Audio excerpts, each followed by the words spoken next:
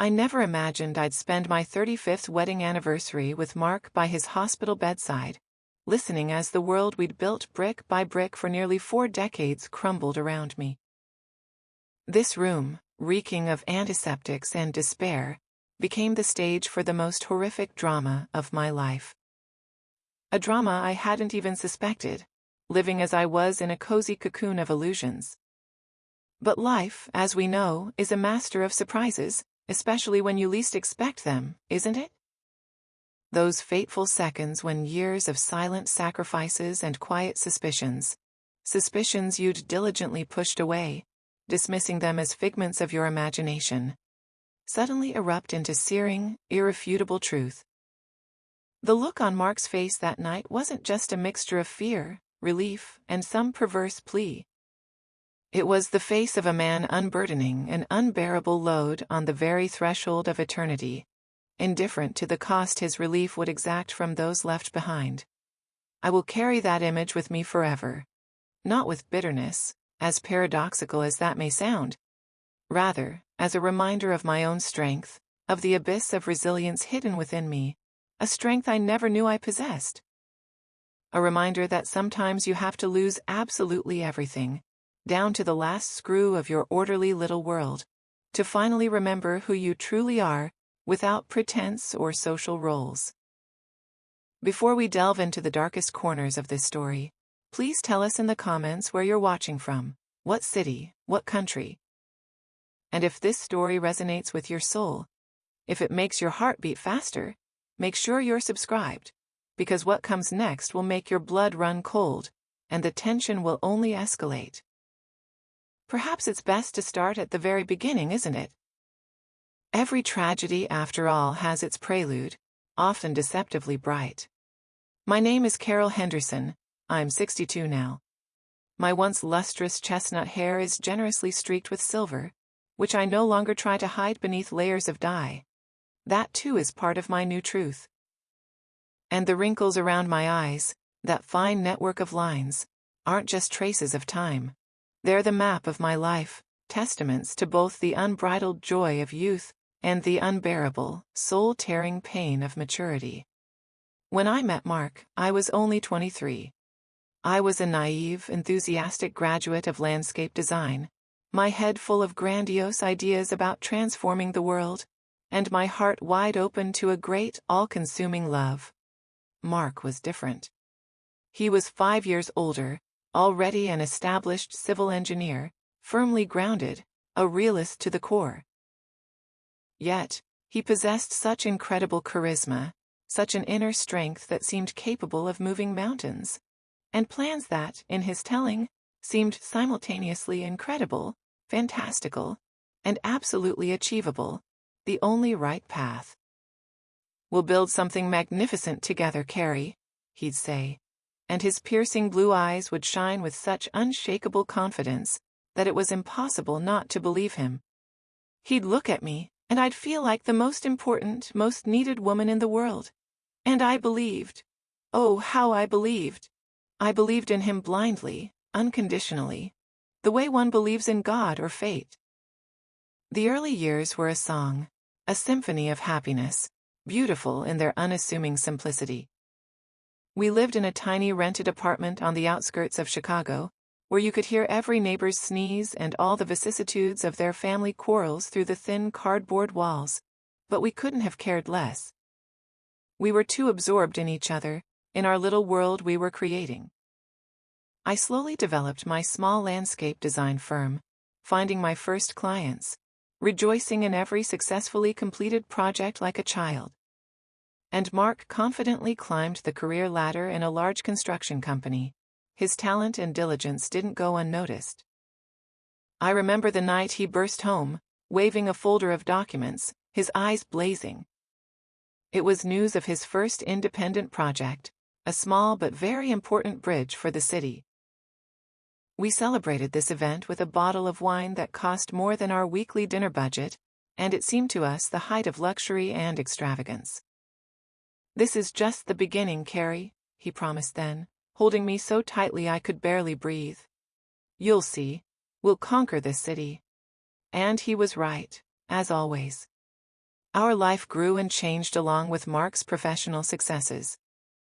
His projects became larger, his name more renowned in professional circles.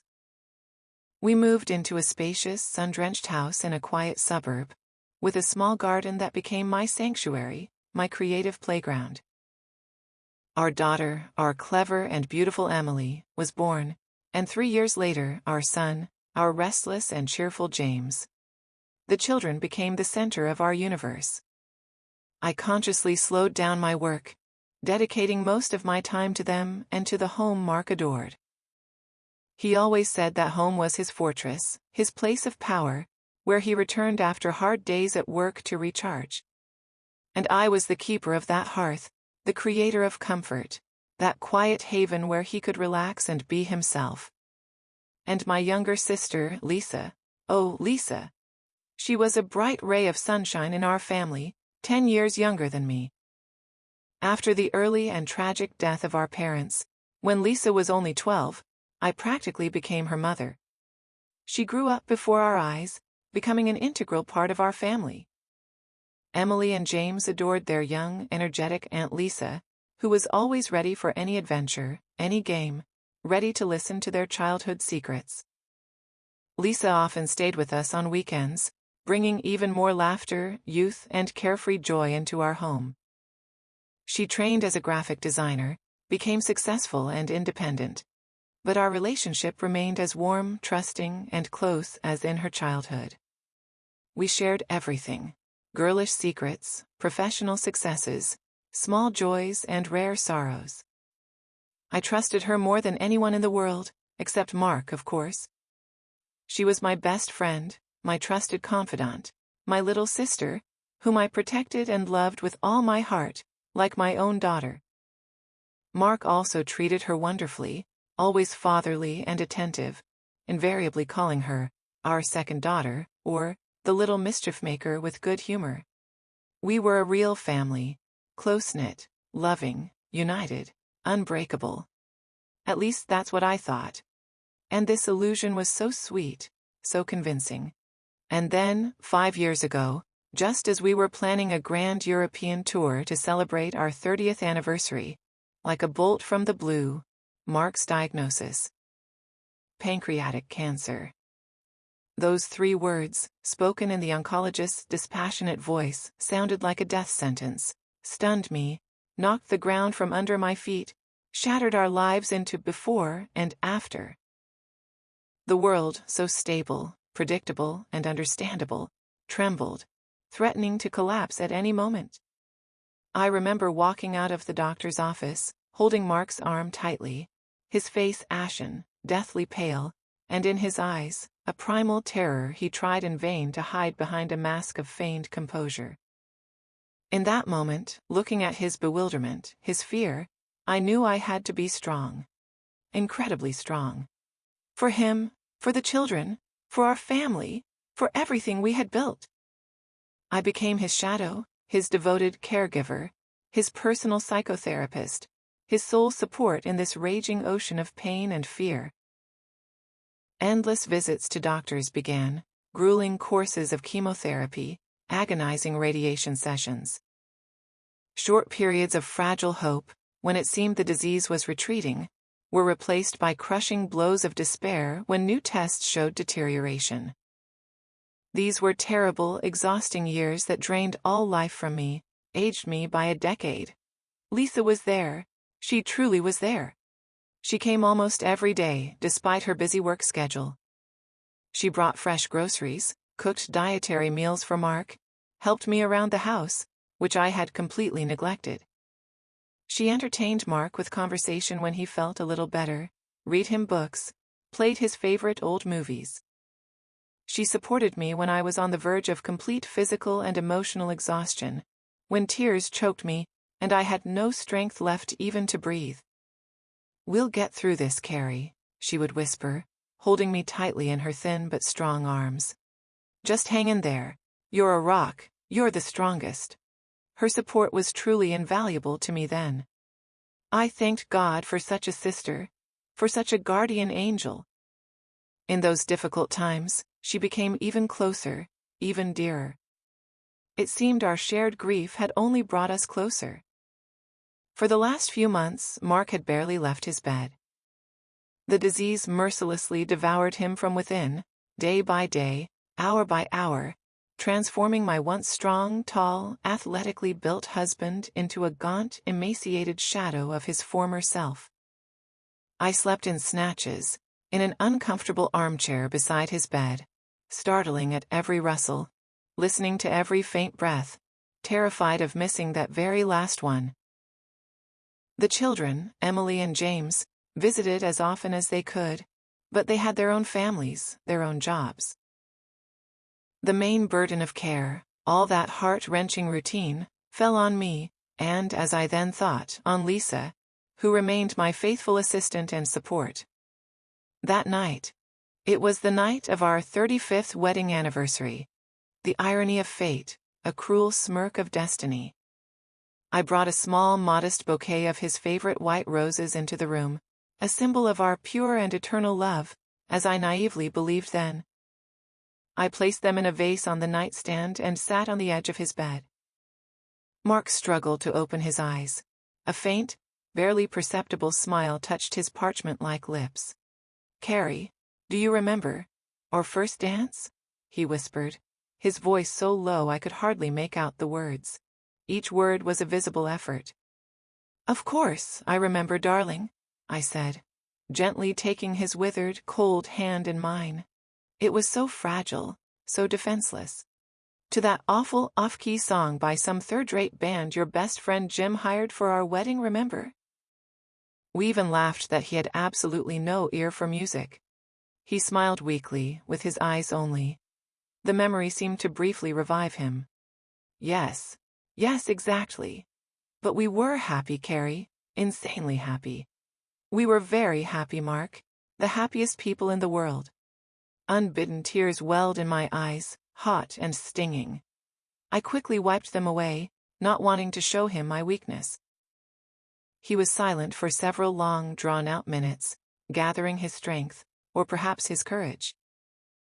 His gaze, usually so clear and direct, became peculiarly piercing, clouded, full of unspoken pain.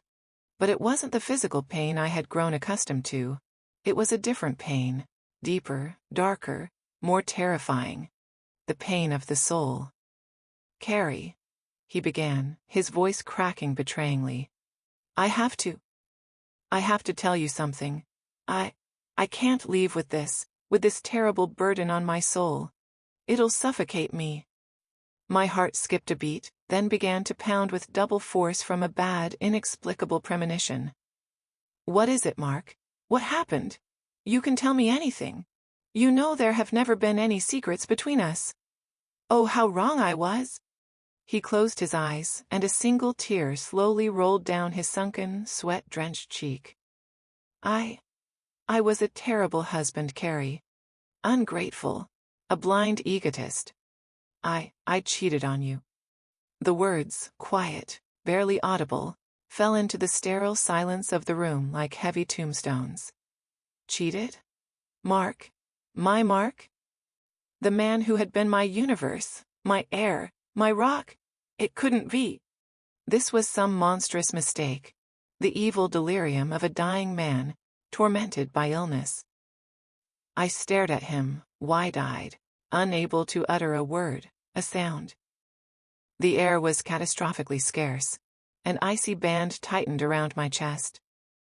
"Forgive me, Carrie," he whispered, struggling to open his eyes, which were filled with tears and unbearable shame. "I beg you, forgive me if you can. It was a long time ago, a very long time ago, but it happened. The fact remains. I don't deserve your forgiveness, I know, but I had to tell you. I couldn't take it with me." I remained silent, stunned, crushed. I tried to comprehend what I had heard, but my brain refused to accept this information. The world around me narrowed to this wretched hospital room, to the sharp smell of medicine and his intermittent, rasping breath. Who? When? Why? How could he? A million questions, sharp as needles, swirled in my splitting head, but I couldn't ask a single one. I just looked at him, and within me, an all-consuming love I had felt for him my entire conscious life, fought desperately with a sharp, piercing pity for this broken, dying man, and a nascent, cold, all-devouring resentment, like Arctic ice. And then he said what finally destroyed me. What didn't just wound, but seared everything living in my soul with a white-hot iron. What turned my life into smoldering ruins, burying beneath them everything I had ever believed in, everything that was dear to me. It was, he gasped, the words coming with incredible, agonizing effort, each one torn out with a rasp. It was, Lisa. Lisa, my sister, my little beloved Lisa, the sunny girl I had raised? No, no, no, no. It couldn't be. It simply couldn't be. He was delirious. He was definitely delirious. He had just mixed up the name in his death throes. He couldn't have said, Lisa. My brain desperately clung to this life-saving thought. In mute despair, I stared at his pain-contorted face, searching for signs of mental derangement, hallucinations, anything that could refute this unthinkable, monstrous nightmare. But in his fading eyes, there was only all-consuming agony and merciless, bitter truth. A horrifying, irrefutable, killing truth. I recoiled from the bed as if struck by an electric shock. Mark's hand slipped limply from mine. I looked at him, and the world around me didn't just narrow or tremble. It disintegrated into millions of tiny, sharp fragments. My husband, my sister. The two closest, dearest, most beloved people in my life.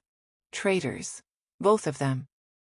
At that very moment, as if in a badly directed play, the door to the room creaked open softly, and on the threshold, like an angel of compassion, appeared Lisa.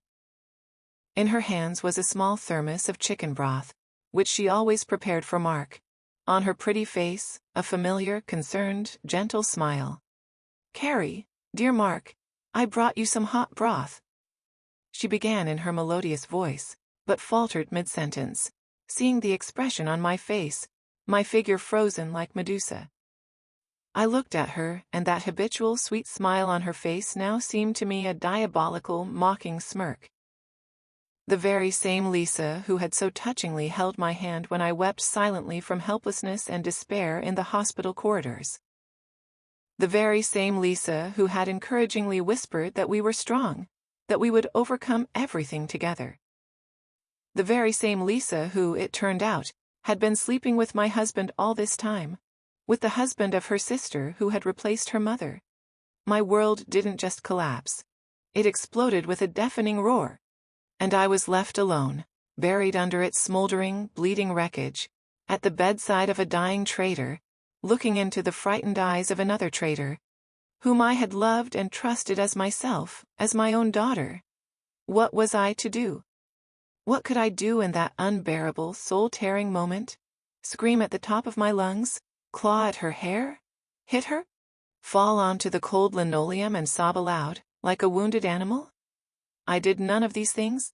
I simply turned to stone, feeling an icy, paralyzing chill slowly but inexorably seize every cell of my body, freezing the blood in my veins.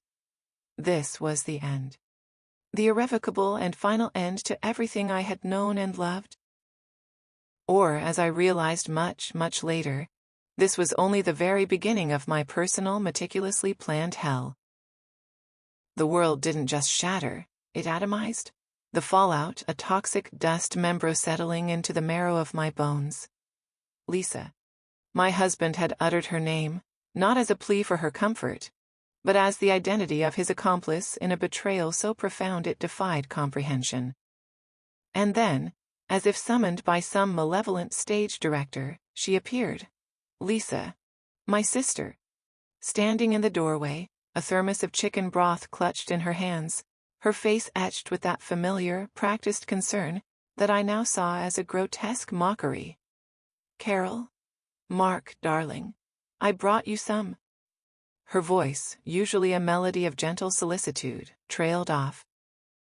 Her eyes, those wide, innocent-seeming blue orbs I had adored since she was a child, flickered from my face, which must have been a mask of horror, to Mark, lying so still, so fragile in the bed.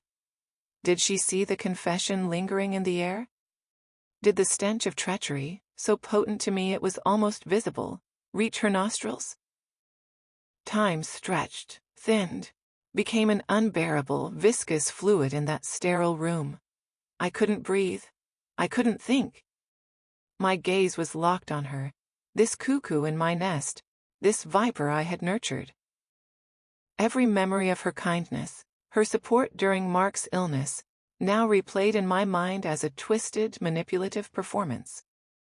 Her hand on my shoulder, her whispered words of encouragement, her tear-filled eyes when Mark received a bad prognosis. Were they all lies? Had she been laughing at me internally, pitying the naive, trusting fool I was? The silence was a screaming void. Mark let out a shallow, rattling cough, a sound that barely registered above the roar in my ears. It was Lisa who moved first. Of course it was. Always the picture of efficiency and care. "Carol, are you all right? You look ill?" She took a tentative step into the room, her brow furrowed with what would, to any unsuspecting observer, appear as genuine worry. My mouth opened but no sound emerged. What could I say? "My dying husband just told me he slept with you, you duplicitous witch. Get out of my sight before I tear your lying eyes out." The rage was a living entity inside me, clawing its way up my throat. But something, perhaps the decades of ingrained propriety, perhaps the sheer, paralyzing shock, held it back. Or maybe, just maybe, a tiny cold shard of something else was already forming in the devastation. A nascent desire, not for immediate, explosive confrontation, but for something else. Something that would require a mask. He just had a bad moment, I managed to choke out, my voice a hoarse whisper I barely recognized as my own. The words felt like shards of glass on my tongue. I couldn't look at Mark. I couldn't bear to see if his eyes confirmed the hideous truth, or if, blessedly, he'd slipped into unconsciousness, unaware of the fresh hell he had unleashed. Lisa's gaze softened, if that was even possible for someone so duplicitous. "Oh, the poor darling. Let me just put this down." She moved towards the small bedside table, her movements fluid and graceful, a stark contrast to the leaden weight in my own limbs. She was so close, close enough for me to reach out and what? Slap her? Scream. My hands clenched at my sides, nails digging into my palms until they ached. The pain was a distant, grounding sensation. She fussed with the thermos, her back partially to me. "The doctor said he needs to keep his strength up. This broth is very light, easy to digest." Her voice was calm, normal. How could she be so normal? Was she truly unaware of what Mark had just confessed, or was this an Oscar-worthy performance of obliviousness? My mind reeled. If Mark had just told me, had he told her he was going to? Or was this a final, desperate act of a dying man, implicating her without her knowledge? The uncertainty was another layer of torment. I forced myself to turn towards Mark. His eyes were closed, his breathing shallow, almost imperceptible. A wave of a different kind of pain washed over me, the familiar grief of impending loss, now horribly complicated, tainted. The man I had loved for 35 years, the father of my children, was slipping away. And he was a stranger, a betrayer. I think he's sleeping now," I said, my voice still strained. I needed her gone. I needed to think. I needed to process this cataclysm without her sympathetic, hypocritical presence suffocating me. "Of course," Lisa murmured. "You must be exhausted, Carol. You've been here for days. Why don't you go home for a few hours? Get some rest. I can stay with him." The audacity of it. The sheer, unmitigated gall. I can stay with him. As if she had any right. As if her presence wasn't a burning poker twisting in my gut. The offer, which weeks ago would have sounded like a godsend, now felt like a calculated insult, a further usurpation of my role, my life. "No," I said, the word sharper than I intended. "No, I'm fine. I'll stay." My eyes met hers, and for a fleeting second, I thought I saw something flicker in their depths. Surprise? Fear? Or was it just my overwrought imagination? Then it was gone, replaced by that practiced mask of gentle concern. "All right, Carol, if you're sure. But please, call me if you need anything. Anything at all. I'm just a phone call away." She squeezed my arm, a gesture that once would have been comforting, now felt like the touch of a serpent. I had to fight the urge to recoil. She backed out of the room with a final, sorrowful glance at Mark, a whispered, "Rest well, brave man," and then she was gone. The click of the door closing behind her was like the sound of a cell door slamming shut, trapping me in my private, personalized hell. I sank into the uncomfortable visitor's chair, my body trembling uncontrollably. The roses I'd brought, symbols of our eternal love, seemed to mock me from the bedside table, their white petals suddenly funereal. My gaze drifted to Mark. Was it true? Had he really uttered those words? Or had the stress, the grief, the exhaustion finally tipped me over the edge into some kind of waking nightmare? But I knew. Deep down in that cold, desolate place where unspeakable truths reside, I knew. Mark had not been hallucinating. His confession had been too lucid, too filled with a desperate, last-minute need for absolution. Lisa. The hours that followed were a blur of anguish. Mark drifted in and out of consciousness. When he was awake, his eyes would seek mine, filled with a silent, pleading torment. I couldn't meet them. I couldn't speak. What was there to say? The betrayal was too vast, too all-consuming. I tended to his physical needs with a mechanical detachment, my hands moving automatically, sponging his brow, moistening his lips, while my mind raced, replaying his confession, replaying every interaction with Lisa over the past few years, searching for clues I had missed, for signs I had been too blind, too trusting to see. And they were there, of course. Hindsight, that cruel, illuminating bastard, now painted them in garish, undeniable colors. The way Lisa would sometimes look at Mark when she thought no one was watching, a look I'd dismissed as sisterly affection, now seemed charged with something else entirely. The inside jokes they sometimes shared, which I'd attributed to their similar senses of humor. The times Mark had insisted Lisa join us for dinner or on outings, to cheer her up, even when she seemed perfectly happy. The late-night calls between them, I'd overheard snippets of, attributing them to her seeking his fatherly advice. Each memory was a fresh stab of the knife. They had been laughing at me, the two people I loved most in the world, conducting their sordid affair under my very nose, in my own home, while I, the devoted wife and sister, remained blissfully, stupidly ignorant. The call came in the gray, desolate light of dawn. The nurse, her voice gentle but firm, telling me that Mark was fading. I was by his side, holding his hand, not out of love anymore, but out of a strange residual sense of duty, of 35 years of shared history that couldn't be erased by one monstrous revelation.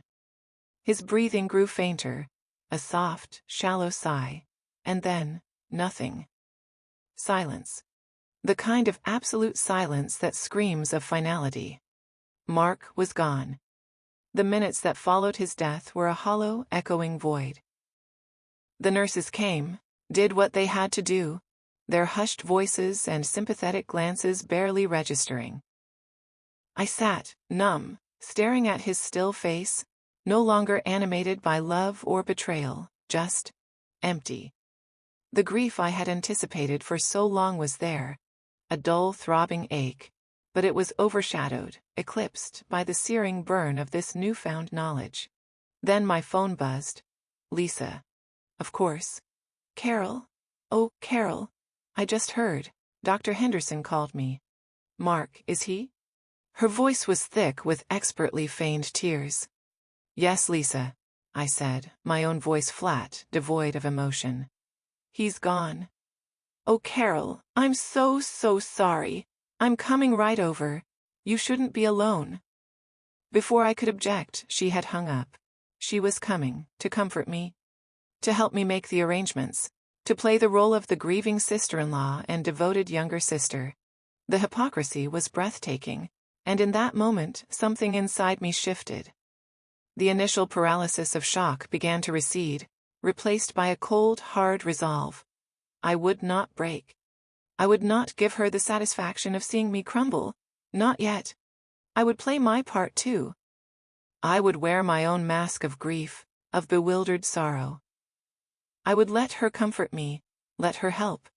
I would watch her, study her, gather my strength. The game, I realized with a chilling clarity, was far from over. It had only just begun. And if they thought I was just a naive, trusting fool, they were about to discover just how wrong they were.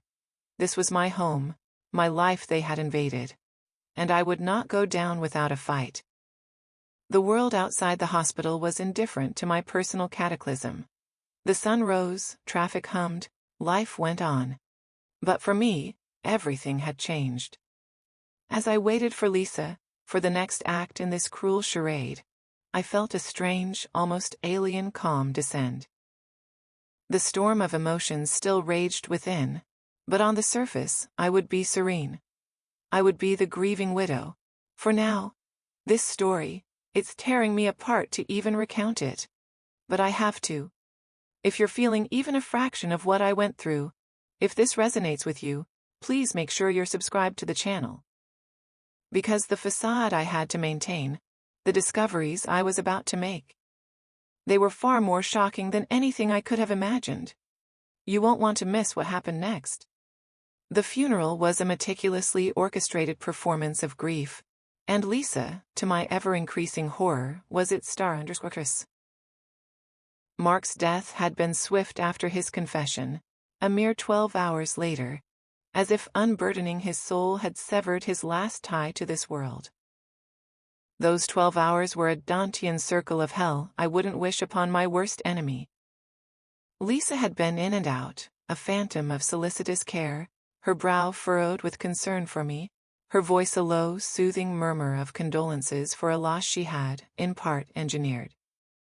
I moved through it all like an automaton, a shell of a woman, the real Carol locked away somewhere deep inside, screaming. How I managed to navigate those initial hours after Mark's passing, and then the subsequent days leading up to the funeral, I'll never truly know. There was a merciful numbness that enveloped me, a thick fog of disbelief and shock that dulled the sharpest edges of the pain. Or perhaps it was the cold, hard core of resolve that had begun to form in the ruins of my world, the decision to not let them see me break, not yet.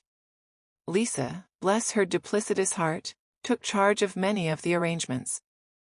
"You're in no state, Carol dearest," she'd cooed, her arm around my shoulders, a gesture that felt like a brand.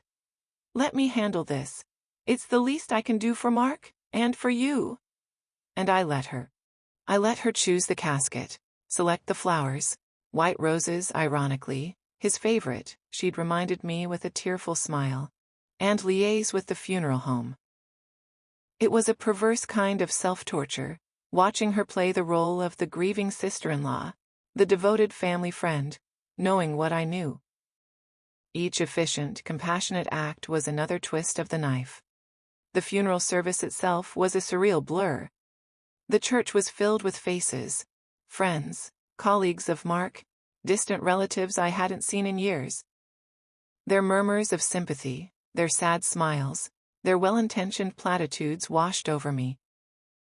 I sat in the front pew, a black-clad statue of sorrow, Emily on one side, James on the other, both my children pale and tear-streaked, their own grief raw and palpable.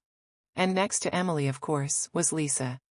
Her head bowed, a delicate lace handkerchief clutched in her hand, occasionally dabbing at her eyes.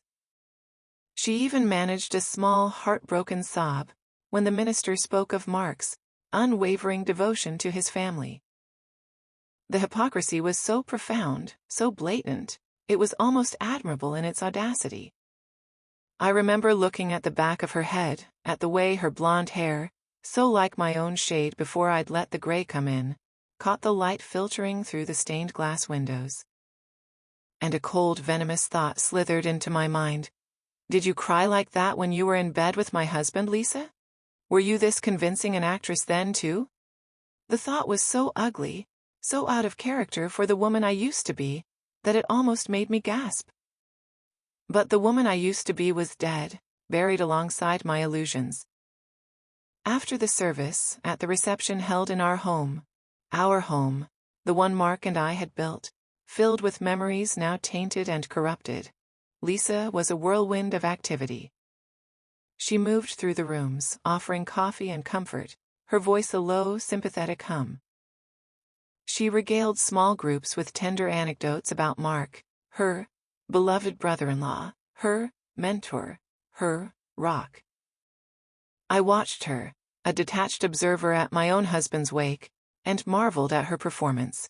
She never missed a beat, never faltered. Was this the behavior of a woman consumed by guilt? Or was she simply a sociopath, incapable of genuine remorse? The days that followed the funeral were worse, in a way. The numbing fog began to lift, replaced by an agonizing clarity.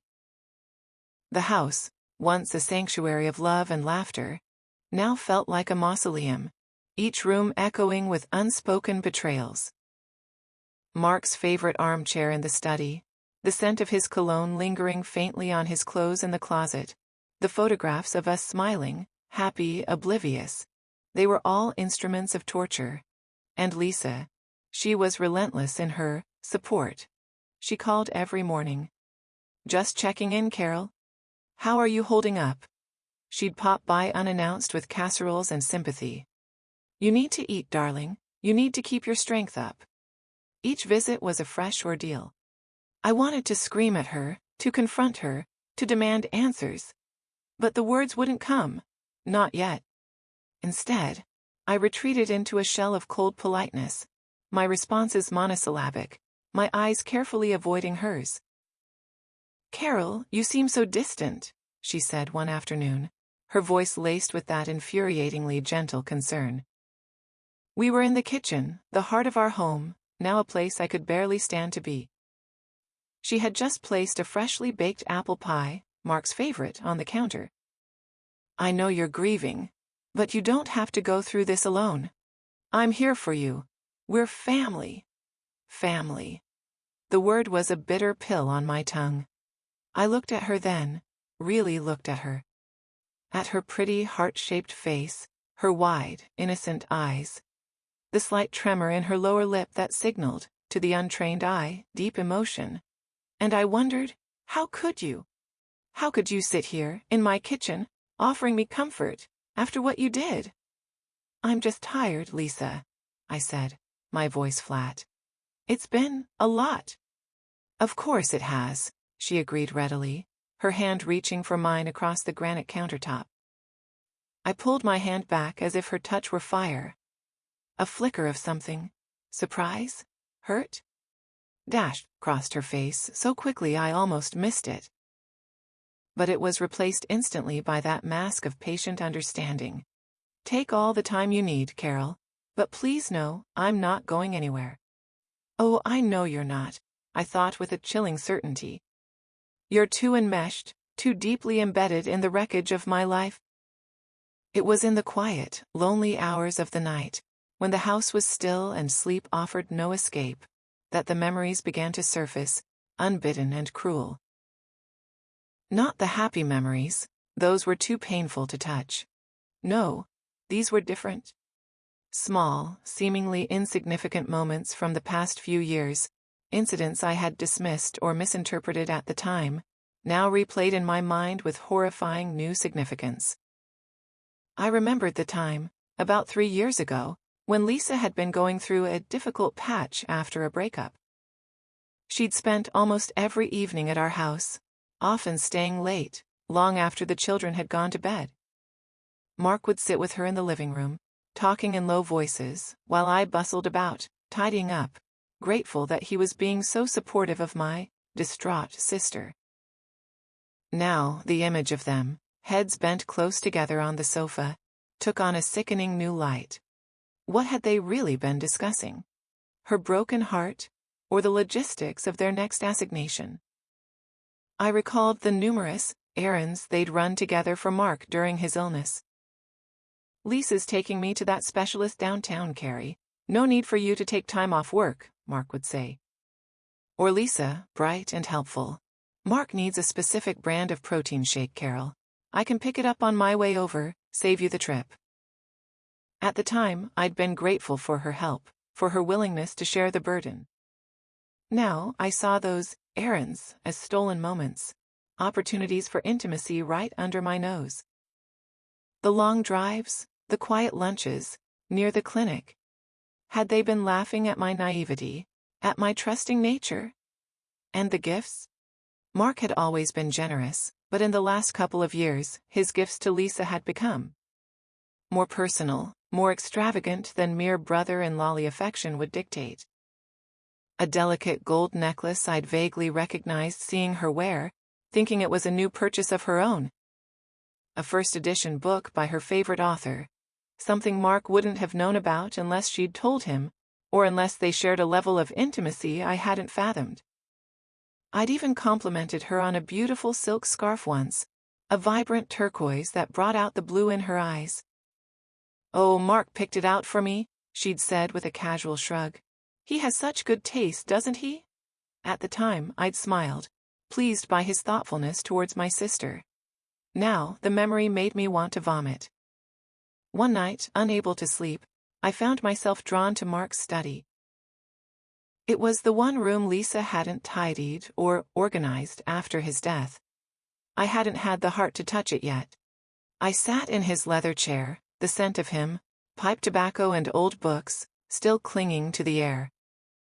My eyes fell on his desk, a massive mahogany affair, always meticulously organized.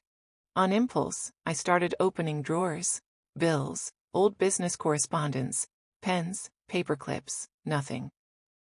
Then, in the bottom right-hand drawer, tucked beneath a stack of old financial reports, I found a small velvet-covered journal. It wasn't Mark's usual type of notebook. This was more feminine. My heart hammered against my ribs. I knew with a dreadful certainty that I shouldn't open it. That whatever lay within its pages would only bring more pain. But I couldn't stop myself. My fingers trembled as I untied the silk ribbon holding it closed. The handwriting was undeniably Lisa's. Elegant, looping script, so different from Mark's angular, practical hand.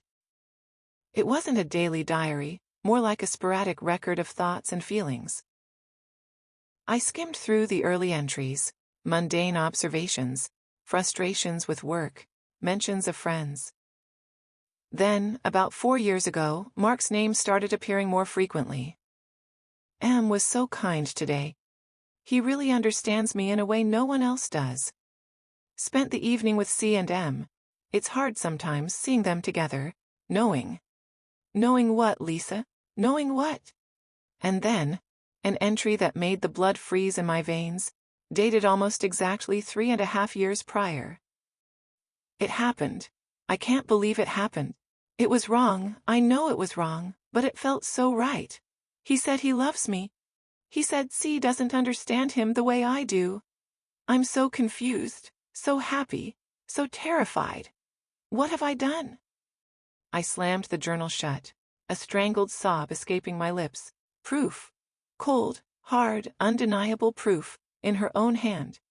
It wasn't just Mark's dying confession, possibly clouded by pain and medication. It was her. She had documented their affair, her guilt mixed with a sickening kind of triumph. C doesn't understand him the way I do. The arrogance. The utter contempt for me, for our marriage, for the sisterly bond I had cherished. The rage that had been simmering beneath the surface for days finally erupted. A volcanic explosion of pain and fury. I wanted to destroy something, anything. I swept my arm across Mark's desk, sending papers, pens, a framed photo of us on our 25th anniversary, crashing to the floor. The sound of shattering glass was perversely satisfying. I sank to my knees amidst the debris, the journal clutched in my hand like a venomous snake. The tears finally came, hot, scalding, racking my body with violent sobs. Not tears of grief for Mark, not anymore. These were tears of rage, of betrayal, of a pain so profound it felt like my very soul was being ripped apart. How could she? My sister, the little girl I had practically raised, whom I had loved unconditionally. What had driven her to such a monstrous act? Was it jealousy? Had she always coveted my life, my husband? Was it some twisted desire for revenge for some imagined childhood slight I was unaware of? Or was she simply a creature devoid of loyalty, of morality, of basic human decency? The questions swirled in my mind, a chaotic vortex of confusion and despair. I didn't have the answers. Not yet. But as I knelt there, surrounded by the shattered remnants of my past, a new, colder resolve began to crystallize within me. The tears eventually stopped. The rage, though still burning, became more focused, more controlled. I would not let them win. I would not let their betrayal define the rest of my life. Mark was gone, beyond my reach, beyond any retribution. But Lisa was still here. And somehow, someday, she would answer for what she had done. The game wasn't just beginning. I was finally ready to make my first move. The mask of the grieving widow was about to be replaced by something far more formidable. They thought they knew Carol Henderson. They had no idea. The discovery of Lisa's journal was a seismic event, shifting the landscape of my grief from passive sorrow to a cold, simmering fury. The initial explosive rage had subsided, leaving in its wake a chilling clarity. Mark was gone, beyond the reach of my anger or questions. But Lisa was very much present, a constant, insidious reminder of the depth of their joint betrayal. Her saccharine sympathy, her feigned concern, now grated on my nerves like nails on a chalkboard. Each well-meaning platitude she uttered felt like a fresh insult, a deliberate twisting of the knife she and my husband had plunged into my back. I didn't confront her immediately. The raw, visceral need to scream, to rage, to demand an explanation was still there, a coiled serpent in my gut. But another, more calculating part of my mind, a part I hadn't known existed until this cataclysm, urged caution. A public meltdown, a hysterical accusation would achieve nothing but perhaps a perverse satisfaction for Lisa, seeing me utterly undone. No, if I was to understand the full extent of this treachery, if I was to reclaim any sense of agency in this shattered life, I needed to be methodical. I needed more than just her self-incriminating words in a hidden journal and Mark's deathbed confession.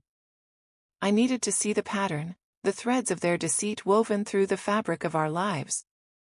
My home, once a sanctuary, now felt like a crime scene. Every object, every photograph, every shared memory was potentially contaminated. With a newfound, almost forensic detachment, I began to sift through the remnants of my 35-year marriage, looking for the subtle signs I had been too blind, too trusting to see. The first, and perhaps most painful, area of investigation was our finances. Mark had always handled the investments, the more complex aspects of our financial planning. I'd trusted him implicitly. "Don't worry your pretty head about it, Carrie," he'd say with that charming, dismissive wave of his hand that I used to find endearing. "I've got it all under control." Now, those words echoed with a sinister undertone. With the help of Emily, who had a sharper financial mind than James, and a growing protective fury on my behalf, we began to go through Mark's papers. Bank statements, investment portfolios, credit card bills. At first, everything seemed in order, meticulously filed, just as I'd expected from my organized husband. But then Emily, with her lawyerly attention to detail, noticed something. "Mom, look at this," she said one afternoon, her voice tight. We were spread out on the dining room table, surrounded by stacks of documents. She pointed to a recurring monthly payment on one of Mark's personal credit card statements, a card I hadn't even known he had. It was listed cryptically as LD Design Services. The payments weren't enormous, a few $100s each month, but they'd been consistent for the past 4 years. LD Design Services, I frowned. Lisa's company is Lisa Designs, isn't it? Not LD. Exactly, Emily said, her eyes narrowed. And why would Dad be paying Lisa for design services through a personal credit card, and not through his company, if it was a legitimate business expense? And why didn't he ever mention these payments to you? A cold dread seeped into me. Lisa was a graphic designer. She often did freelance work. But for Mark? What kind of design services would he, a civil engineer, require on a regular monthly basis, personally, that he wouldn't mention to me? The next few days were a blur of quiet, meticulous investigation. Emily, using her legal research skills, discovered that LD Design Services was a shell company, registered to a P.O. box, with no discernible office or public presence. The pieces began to click into place with horrifying speed. This wasn't payment for legitimate work, this was something else. A stipend? A secret allowance? A way for Mark to funnel money to Lisa without my knowledge. The amounts weren't life-altering, but the secrecy, the deception. It was another layer of betrayal, colder and more calculated than a crime of passion. It spoke of planning, of a long-term, deliberate deceit. The journal had mentioned Lisa's financial struggles around the time the affair seemed to have started. Had Mark been helping her out? Was this how he'd bought her loyalty, her silence, her complicity? The thought made me physically ill. He hadn't just betrayed our marriage bed. He'd betrayed our shared financial security, however modestly, to sustain his affair. Then there were the trips. Mark traveled frequently for work, or so I'd believed. Conferences, site inspections, meetings with international clients. I'd rarely questioned them. He was ambitious, dedicated. It was part of his job. Now I pulled out his old travel itineraries, his frequent flyer statements, his expense reports. And Lisa's Instagram account, once a source of pride for her beautiful travel photography, became another avenue of sickening revelation. With a growing sense of nausea, I cross-referenced dates. A conference Mark attended in San Diego 2 years ago? Lisa had posted stunning photos of sunsets over the Pacific, from a spontaneous solo getaway, that very same week. A business trip to a remote resort in Colorado for a strategic planning retreat. Lisa's feed featured breathtaking mountain hikes and cozy cabin interiors, from a much-needed escape to find inspiration, during the exact same period. The coincidences were too numerous, too precise. They hadn't even been particularly careful, I realized with a fresh wave of humiliation. They had flaunted their affair, hidden in plain sight, relying on my trust, my lack of suspicion, my inherent belief in their goodness. My own sister, vacationing with my husband, while I was at home, managing the household, caring for our children, who were adults but still leaned on me, worrying about Mark's stressful job. The sheer brazen arrogance of it stole my breath. Each discovery was like a small sharp stone added to the crushing weight on my chest. The expensive camera Mark had won, in a company raffle and then given to Lisa because she'd get more use out of it. The art gallery openings he'd attended for networking, where Lisa, it turned out, had also been a guest of a friend. The emergency plumbing issue at Lisa's apartment that Mark had rushed off to fix late one Saturday night, staying for hours, while I'd praised his kindness and willingness to help my flustered sister. It wasn't just one grand betrayal. It was 1,000 tiny cuts, a pattern of casual deceptions and calculated lies that had stretched over years. They had built a whole secret world, a parallel life that excluded me, that was built upon the foundation of my ignorance. One afternoon, Lisa called, her voice bright and breezy. "Carol, darling, I was just thinking, it's been a while since we had a proper girls' day. Why don't we go for lunch and maybe some shopping? My treat. You need to get out of that house." The hypocrisy was so thick I could have cut it with a knife. A girls' day. As if nothing had happened. As if she hadn't systematically destroyed my life. The old Carol would have made an excuse, would have politely declined. But the new Carol, the one forged in the fires of betrayal, saw an opportunity. "That sounds nice, Lisa," I said, injecting a note of weary vulnerability into my voice. "I suppose I could use a change of scenery." We met at a chic little bistro downtown, one of those places where ladies who lunched gathered. Lisa was radiant, dressed in a stylish new outfit, one I suspected Mark's secret credit card might have paid for. She chattered about her work, about mutual acquaintances, about everything and nothing, all while showering me with sympathetic glances and gentle reassurances. I let her talk. I played the part of the grieving, slightly dazed widow. I asked innocuous questions about her life, her projects, and I watched her. I watched the way her eyes sometimes darted away when certain topics arose. I noted the subtle tensing of her shoulders when I mentioned a specific date or event that I now knew coincided with one of her trysts with Mark. She was good, I had to admit, a consummate actress. But I was learning to see behind the mask. "You know, Carol," she said, her voice softening as she reached for my hand across the table. I let her take it this time, my skin crawling at her touch. "Mark loved you very much. He always told me how much he admired your strength, your grace." The lie was so blatant, so audacious, it almost made me laugh. "He loved me so much he slept with you for years?" "He admired my strength while systematically undermining it with his deceit." But I kept my expression carefully neutral, a gentle, sad smile playing on my lips. "He was a good man," I murmured, letting a tear escape and trail down my cheek. "I miss him terribly." Lisa's eyes filled with expertly feigned sympathy. "I know, darling, I miss him too. He was like a brother to me." "A brother you slept with," I thought, the venom coiling in my stomach. But outwardly, I just nodded, sniffing delicately. During that lunch, I didn't accuse her. I didn't confront. I simply observed, listened, gathered more pieces of the poisoned puzzle. I learned, for instance, that she was planning a trip to Italy in the spring. "Just a little solo adventure to recharge," she said with a bright smile.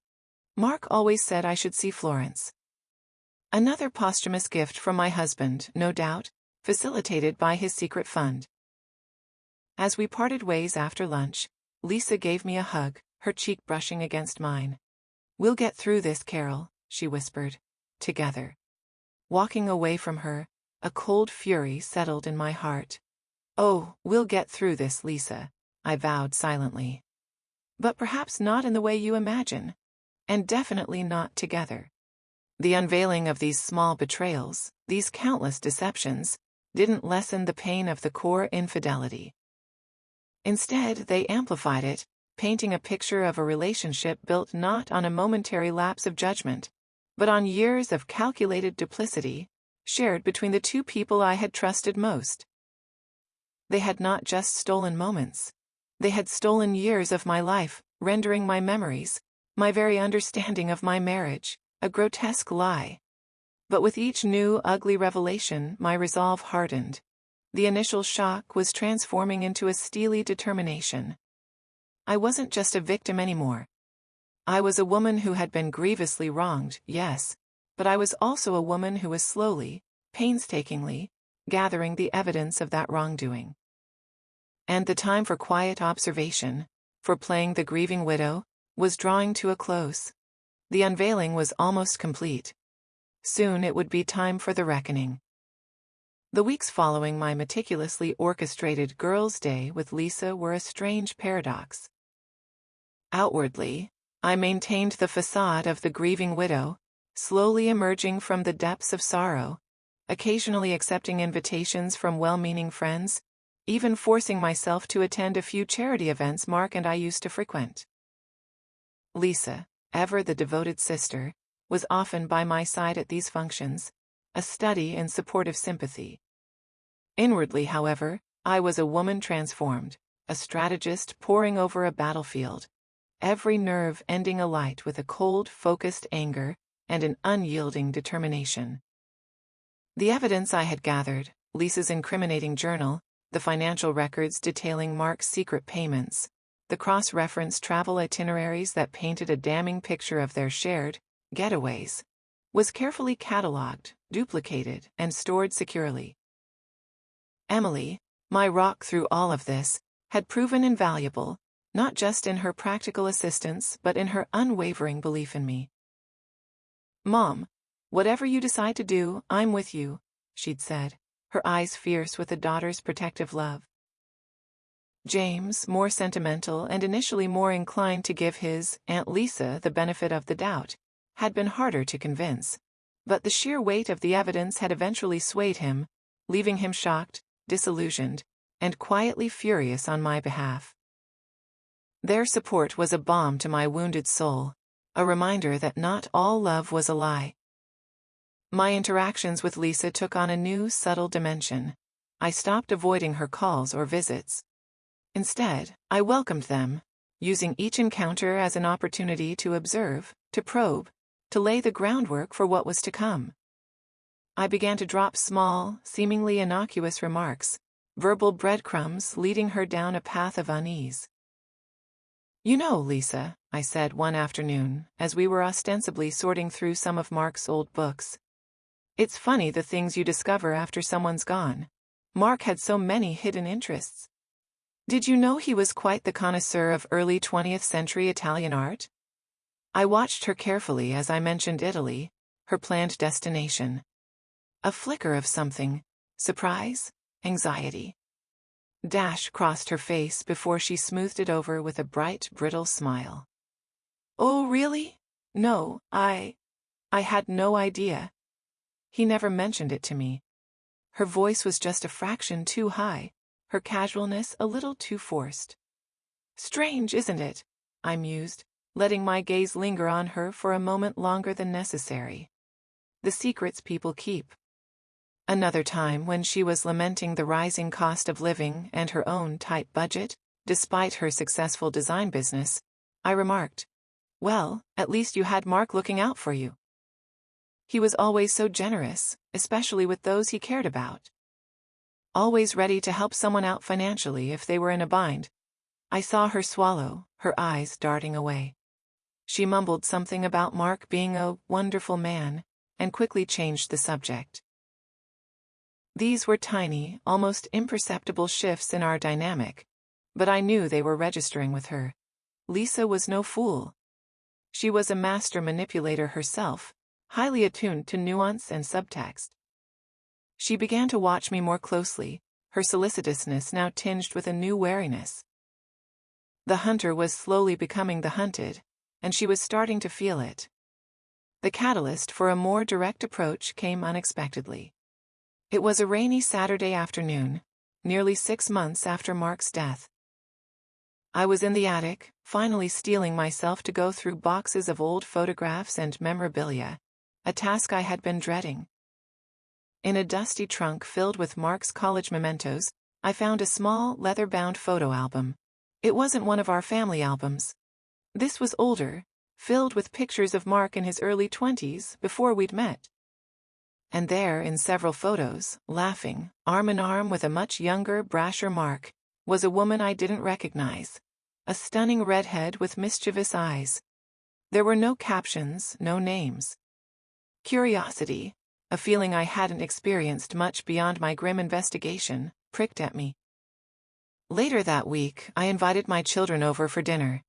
Casually, I brought out the old album. "Look what I found," I said.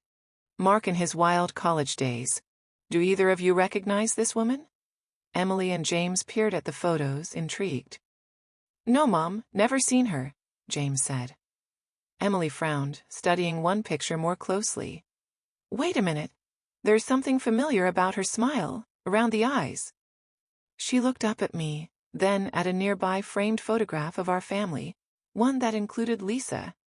A strange expression crossed Emily's face. Mom, doesn't she look a bit like a younger version of Aunt Lisa? The air in the room grew heavy. I looked again, comparing the laughing redhead in the old photo with the image of my sister. And then I saw it. The bone structure, the shape of the eyes, the way she held her head. It was undeniably Lisa, but at least 10, maybe 15 years younger than she should have been in a photo with Mark from his college days. This wasn't just a fling during our marriage. This suggested something far older, far more deeply rooted. But how? The age difference, the timeline, it didn't make sense, unless the photos weren't from Mark's college days at all. Unless this album was misfiled, from a later period. A period when Mark was already married to me, and Lisa was a teenager. The implication was so monstrous, so utterly beyond the pale, that I felt a wave of nausea. No, it couldn't be. Even for them, this was too depraved. But the seed of a truly horrifying suspicion had been planted. The next time Lisa came over, bringing with her the usual offering of a home-baked cake and feigned sympathy, I was ready. I steered the conversation towards family history, reminiscing about our childhood, about our parents. You know, Lisa, I said, my voice carefully casual. I was looking through some old photo albums the other day. Found one of Mark's from way back. So many pictures I'd never seen. Her smile faltered, just for a heartbeat. Oh, that must have been interesting. It was, I affirmed. There was this one girl in a lot of the photos with him, a very striking redhead. I couldn't quite place her. She looked vaguely familiar, though. I watched her, every nerve alert. Lisa's hand, reaching for her teacup, trembled almost imperceptibly. She avoided my gaze, busying herself with adding sugar. Really? Mark had a lot of friends before we met, Carol. I wouldn't know. No, this album seemed a bit later than his college years, I pressed gently. More like early to mid-90s, I'd guess. You would have been, what? A teenager then? The silence stretched, taut and heavy. Lisa finally looked up, her eyes wide, a hunted expression in them. The mask was slipping. I don't know, Carol. It was a long time ago. I barely remember that period clearly. Her voice was strained. Funny, I said, my voice still soft, but with an underlying edge of steel she couldn't have missed. Because this redhead in the pictures, she bore an uncanny resemblance to you, Lisa. A much, much younger you. The color drained from her face, leaving her skin a pasty, unhealthy white. She opened her mouth, then closed it again, seemingly lost for words. The confident, compassionate facade had crumbled, revealing the frightened, guilty woman beneath. I think you must be mistaken, Carol, she finally stammered, her gaze darting towards the door as if contemplating escape. My memory of those years is fuzzy. And you know, grief can play tricks on your perception. Oh, my perception is quite clear, Lisa, I said, my voice dropping to a near whisper, laden with all the unspoken accusations, all the pain she and Mark had inflicted. Clearer than it has been in years. I let my gaze hold hers, unwavering, until she was the first to look away, her composure completely shattered. She rose abruptly, knocking her teacup slightly, sloshing tea onto the saucer. I should go. I just remembered, an urgent appointment. She practically fled from the room, muttering a hasty goodbye, not even bothering to retrieve her coat from the hall. I remained seated at the kitchen table, a grim satisfaction mingling with the ever-present ache in my heart. The first crack in her armor. She knew now. She knew that I knew. Or at least, she knew that I suspected something far deeper, far darker than even the affair during my marriage. The carefully constructed illusion of her innocence was beginning to unravel. The confrontation hadn't been explosive, as I might have once imagined. It had been quiet, almost surgical, a precise incision into the rotten core of her deceit. And it was far more effective. Let her squirm. Let her wonder how much I knew, what I would do next. Let her live with the dawning, terrifying realization that her carefully crafted world was about to come crashing down. The game had shifted. I was no longer just gathering information. I was actively unsettling her, pushing her off balance. The path ahead was still shrouded in uncertainty. But one thing was crystal clear. I would not rest until the full, unvarnished truth was exposed, whatever the cost. The ghosts of the past were no longer just haunting me. They were becoming my allies in a battle I was now determined to win. The final act was approaching, and I, Carol Henderson, the grieving widow, the betrayed wife, the forgotten sister, was finally ready to direct it. Lisa's hasty retreat was the first tremor before the earthquake. In the days that followed our unsettling tea party, her calls became less frequent, her attempts at concerned check-ins noticeably strained. The hunter was indeed now the hunted, and the fear radiating from her was almost palpable, even over the phone lines. I let the silence stretch, let her anxiety fester. The power dynamic had irrevocably shifted. I was no longer the passive victim. I was the keeper of a truth so damaging it could obliterate her carefully constructed life. The urgent appointment she'd fled to seemed to extend indefinitely. She avoided me, making flimsy excuses when I suggested we meet. This too played into my hands. Her avoidance was an admission of guilt, a testament to the effectiveness of my subtle psychological warfare. The final confrontation, when it came, was not of my direct orchestrating, but rather a consequence of her own unraveling. About 2 weeks after our loaded conversation about the photographs, Emily called me, her voice tight with a strange mixture of anger and disbelief. "Mom, you won't believe this. Aunt Lisa just called me, hysterical. She was rambling, something about you accusing her of terrible things, about old photos. She sounded completely unhinged. She said she needed to talk to me, to explain. She's on her way over to my place now." A cold calm settled over me. So, Lisa had chosen to confide in Emily, perhaps hoping to find an ally, to paint me as a grieving widow lost in paranoid delusions. A foolish, desperate move. Emily was my daughter, fiercely loyal, and now fully aware of the depth of her aunt's treachery. "I'll be right there, Emily," I said. "Don't say anything until I arrive, just listen." When I walked into Emily's sun-filled living room, the scene was almost theatrical. Lisa was perched on the edge of the sofa, her face tear-streaked, her usual impeccable composure in tatters. Emily stood by the fireplace, her arms crossed, her expression a mixture of pity and contempt. The air crackled with tension. Lisa looked up as I entered, her eyes wide and fearful, like a cornered animal. "Carol," she whispered, her voice hoarse. "Thank God you're here. Emily doesn't understand. You've got it all wrong about those photos, about Mark and me." I didn't sit down. I stood a few feet away from her, a silent, implacable judge. "Have I, Lisa?" I asked, my voice quiet but carrying the weight of all my pain and disillusionment. "Why don't you enlighten us? Tell us about the redhead in Mark's old album. The one who looked so remarkably like you as a teenager, long before Mark and I were even married, yet somehow photographed with him when he was supposedly in college and you were practically a child." The carefully constructed question, hinting at the impossible timeline, hung in the air. Lisa flinched as if struck. It's not what you think," she stammered, wringing her hands. "Those photos. Mark must have kept them, from later. He liked to reminisce." "Reminisce about what, Lisa?" Emily interjected, her voice sharp. "About an affair with his wife's sister? Or was it something even before that? Mom said you looked like a teenager in those pictures."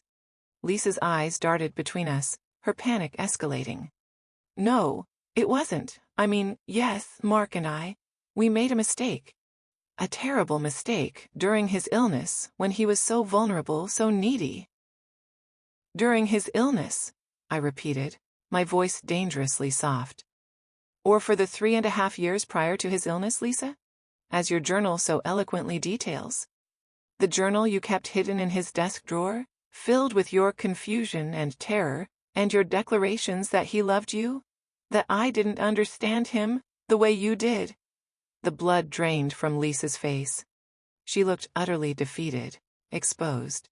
The revelation of the journal seemed to be the final blow to her crumbling defenses. You found that? She whispered, her eyes wide with horror. Oh, I found much more than that, Lisa, I said, my voice gaining strength. I found the secret credit card statements, the payments to your LD design services. I found the travel itineraries that conveniently matched your solo getaways. I found a pattern of deceit so profound, so calculated, it sickens me to my core. Emily watched, silent, as her aunt's carefully constructed world imploded. Lisa started to sob, no longer the delicate, controlled tears of a performer, but the raw, ugly sobs of a guilty woman caught in her lies. I'm so sorry, Carol, she choked out between gasps. I never meant to hurt you. I loved Mark. And I love you too, like a sister. Love? I spat the word out, the taste of ashes in my mouth. You call this love? Seducing your sister's husband? Betraying every sacred vow, every bond of family? And what about those earlier photos, Lisa? The ones that suggest this? This perversion started long before Mark and I were even on your radar as a couple to be destroyed. Was he your first, Lisa? When you were barely of age and he was a grown man? The implication hung heavy, unspoken but understood. The photos, if they were indeed of a teenage Lisa with a pre-Carol Mark, hinted at something far more disturbing than adultery. It hinted at a potential statutory offense, a secret that, if true, was even more damning than the affair itself. Lisa looked up, her face a mask of utter desolation. And then, the truly unpredictable happened. She didn't confess to that older, darker implication. Instead, her eyes cleared, and a strange, almost defiant look replaced the terror. No, she said, her voice surprisingly steady, though laced with a deep, resonant pain. No, Carol, you have that part wrong. Those photos, they weren't of me with Mark before you met him. They weren't even of me. Emily and I exchanged a bewildered glance. Then who was it, Lisa? I pressed, a new, uneasy feeling stirring within me. Lisa took a deep, shuddering breath. It was our mother, Carol. The world tilted on its axis. Our mother, the sainted woman who had died when Lisa was 12 and I was 22. The woman Mark had never even met? It was impossible. Don't be ridiculous, Lisa, I said sharply. Mother died years before I even met Mark. And she was a brunette, not a redhead. She dyed her hair when she was younger, before you were old enough to remember clearly, Lisa said, her voice gaining a strange conviction. And she didn't die when you thought she did. Not really.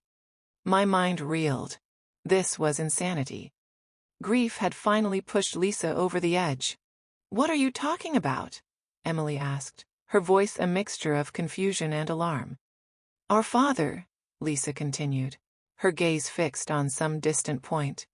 He told you she died of a sudden illness, didn't he, Carol? He told everyone. But it wasn't true. Mother had problems. Mental health problems. Severe ones. She became erratic. Unstable. She had an affair, a scandalous one for that time, with a much younger man. Our father, to avoid the shame, the scandal, had her committed. To a private institution, far away. He told us she was dead to protect us, to protect the family name. I stared at her, speechless. This was a family secret I had never, ever suspected. A secret buried so deep it felt like a violation of my entire childhood. And Mark, I finally managed to ask, my voice a hoarse whisper. What does Mark have to do with this? This redhead, who was supposedly our mother? Lisa's eyes met mine, filled with a pain that mirrored my own, yet was somehow different. The man Mother had an affair with. The younger man, Carol, it was Mark. The room spun. Mark. And my mother. Before me. The dates in the photo album. If it was Mother, and if Mark was her younger lover, then the timeline made a horrifying kind of sense. Mark would have been in his early 20s. Mother, in her late 30s or early 40s. No, I whispered. No, that's monstrous. It's the truth, Lisa said, tears streaming down her face now. But these were different tears. Tears of an old buried sorrow. Father found out. He hushed it all up. He sent Mark away. I think he even paid him off. And then he had Mother committed. Mark never knew what happened to her, I don't think. He probably assumed she just disappeared from his life. Years later he met you, Carol. And he never told you. He buried that secret deep. My mind struggled to process this grotesque revelation. My husband had an affair with my mother long before he met me. And then he married me, her daughter. And then he had an affair with my sister Lisa. The layers of deceit, of perversion were staggering, almost biblical in their scope. And your affair with Mark? Emily asked, her voice barely a whisper, her face pale with shock. Knowing this, how could you, Aunt Lisa? Lisa looked at her niece, her expression one of profound, weary sadness. When Mark got sick, when he started talking about his past, about regrets, he told me. He told me about Mother. He was terrified it would come out. I don't know why I did what I did, Emily. Maybe it was some twisted way of understanding him, of connecting with this huge, dark secret he carried. Maybe I felt sorry for him. Maybe I was just as broken as he was. I don't have an excuse. It was wrong, terribly wrong. Silence descended, thick and suffocating. The truth, in all its ugly, unpredictable horror, lay bare between us. My husband had not just betrayed me with my sister. His entire relationship with my family was built on a foundation of unthinkable secrets and deceptions, stretching back decades. What was I to do with this knowledge? The revenge I had vaguely contemplated, the satisfaction of exposing Lisa's affair, suddenly seemed insignificant, almost petty in the face of this larger, darker truth. My anger, so potent just moments before, was now diluted by a profound, disorienting shock, and a strange, unwelcome flicker of pity. Not for Mark, not entirely, but for Lisa, yes. And for my mother, a woman I barely knew, whose life had been a tragedy I was only now beginning to comprehend.